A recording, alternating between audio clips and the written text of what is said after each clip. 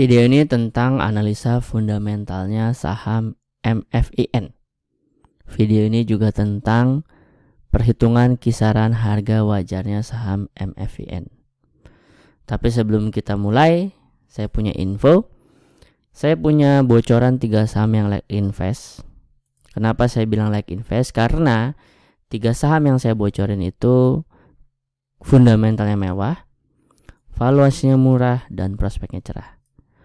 Bocoran 3 saham yang like invest ini bisa Anda akses lewat link yang saya taruh di deskripsi. Bocoran 3 sahamnya bisa Anda ambil sekarang juga kalau Anda buru-buru, atau Anda ambil nanti setelah selesai nonton analisa tentang saham MFIN ini. Nanti di tengah dan di akhir saya akan ingetin, jadi kemungkinan Anda nggak lupa untuk ambil bocoran 3 saham yang like invest ini. Oke, kita mulai. Video ini direkam 20 Maret. Saham MFIN lagi closing di 1675. 20 Maret 1675. Oke. Kita masuk dari topik pertama, topik ekuitas. Ekuitas itu harta di luar hutang. Ekuitas 2022 si MFIN ini 3,2 triliun. Kalau dibandingin ke tahun sebelumnya 2,7 triliun, 2,3 triliun, 2,2 triliun, maka ekuitas MFIN sekarang di 3,2 triliun adalah ekuitas terbesar selama 4 tahun terakhir. Kita masuk ke topik laba. Labanya MFIN di 2022 658 miliar. Kalau dibandingin tahun sebelumnya 485 miliar, 174 miliar, 377 miliar. Ini adalah laba terbesar selama 4 tahun terakhir. Sempat turun, dia jeblos di 2020 ya, turun sampai 50%-an. Jadi kalau laba terus meningkat dari tahun ke tahun, dan bahkan terbesar yang sekarang selama 4 tahun terakhir, ekuitas membesar dari tahun ke tahun, dan bahkan yang sekarang ekuitas terbesar selama 4 tahun terakhir, bisa kita simpulkan fundamentalnya si MFIN mewah, bagus, mewah gitu ya. Jadi terkait analisa fundamental MFIN udah saya penuhi janji saya di awal, yaitu mewah. Oke, sekarang kita masuk ke kriteria kedua, yaitu tentang valuasinya bagaimana.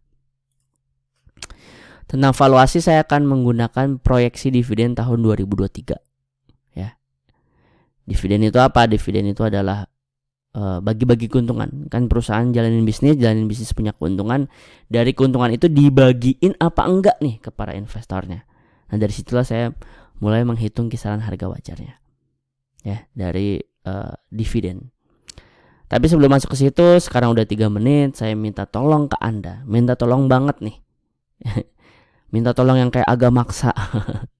Untuk like video ini dan tulis MFIN di komen. Makin banyak yang ngelakuin 2 hal di atas, makin banyak yang nge-like video ini dan tulis MFIN di komen, di saya pribadi makin bahagia. Di channel YouTube saya makin direkomendasikan sama YouTube. Makin di up, makin video saya makin naik ke atas. Jadi saya minta tolong Anda untuk like video ini dan tulis MFIN di komen. Terima kasih buat Anda yang mau melakukan. Kita balik ke topik. Dividen 2019 dia punya keuntungan 142. Yang dibagiin ke investornya 30. 30 itu 21%-nya dari 142. 21% ini disebutnya DPR. Jadi kalau ngomongin dividen, simpelnya itu ngomongin DPR-nya. 2019 DPR-nya 21%, 2020 29%, 2021 40%. 2022 nih dia udah megang 248. Berapa nih DPR-nya nih? Berapa DPR untuk keuntungan sepanjang 2022 yang akan dibagikan di tahun 2023 ini? Gitu ya. Nah, tapi sebelum kita nebak berapa DPR-nya untuk keuntungan selama 2022, kita lihat dulu kekonsistenan dia bagiin dividen. Jadi setelah kita lihat kekonsistenannya, baru kita nebak-nebak berapa besar DPR-nya. Ini historinya ya. Ini 2006 dia bagiin 2006 dia bagiin, 2007 bagiin, 8 bagiin, 9, 10, 11, 12, 13, 14, 15, 16, 17, 18, 19, 20, 21, 22. Jadi dari 2006 sampai 2022 nggak pernah sekalipun, nggak pernah ada 1 tahun pun yang MFin bolong bagiin dividen. Jadi agak hampir pasti, udah pakai hampir juga. Saking saya nggak mau bilang pasti gitu ya. Agak hampir pasti 2022 si MFin ini akan bagi dividen juga. Keuntungannya juga ada pula ya kan. Keuntungannya 248 nih. 248 nih terbesar selama 3 tahun terakhir ya. Jadi agak hampir pasti MFin ini akan bagiin dividen. Sekarang kita tinggal mikir berapa DPR-nya.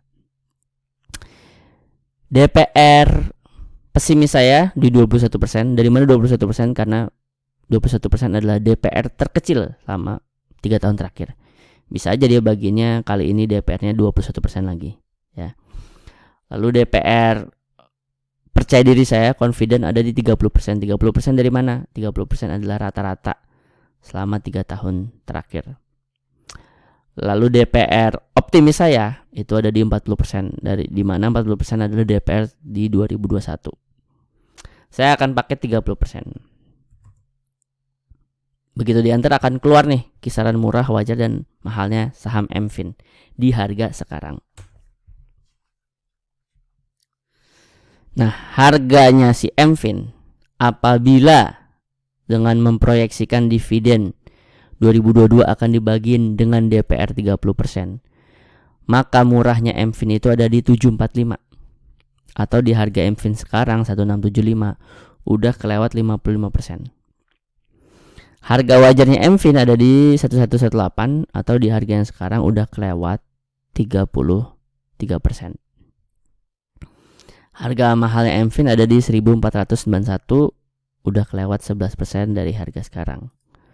Jadi, misal Anda datang ke saya, Anda adalah teman saya, Anda nanya, saya mau invest di MFin nih, valuasinya gimana ya? Setidaknya saya mau ngehold sampai nanti dia bagi dividen nih. Nah, bagi dividennya MFin itu kan ada di April, Juni, Agustus, ya sekitar Juni, Juli, Agustus ya. Berarti sekarang kan Maret ya, Maret, April, Mei, Juni, Juli, Agustus, sekitar 5 bulan gitu. Misalnya Anda datang ke saya tertarik sama MFin nih, mau ngehold sekitar 5 bulanan sampai tanggal dia bagi dividen. Valuasinya gimana ya? Anda nanya gitu ke saya, maka saya akan jawab, kalau untuk periode ngehold sampai segitu, sampai pembagian dividen di 2023 ini, maka valuasinya MFin itu saya akan bilang mahal. Fundamentalnya bagus, ingat ya, fundamentalnya si MFin ini bagus, tapi valuasinya udah nggak murah, udah mahal, gitu. Oke, itu aja untuk jawaban kalau Anda mau ngehold untuk sampai nanti dia bagi dividen sekitar 4-5 bulan dari sekarang. Tapi saya punya lagi bahasan jika Anda mau masuk dan siap ngehold sampai 2024, sampai 2024 nanti dia bagiin keuntungan selama 2023. Saya punya nih pembahasannya ya. Atau Anda yang beli, Anda mau ngehold lagi tahun depan gitu, saya akan bahas. Tapi sebelum itu, barangkali Anda udah mau keburu-buru banget, saya ingetin untuk ambil bocoran 3 saham yang layak invest. Linknya saya taruh di deskripsi. Buat yang mau buru-buru silahkan ambil, daripada nggak diambil ya kan. Buat yang masih stay, saya lanjutin videonya. Katakanlah hold sampai 2024. 2023 berapa nih kenaikannya? Ini naik 18, naik 17, ya sekitar di situ berarti dia ya. Kita anggap dia naik tahun depan 17%. Lalu PBV kita ambil yang paling rendah selama 4 tahun terakhir buat nyari tahu kira-kira kalaupun harganya turun ke berapa gitu ya. Di sini paling rendah ini 1,07.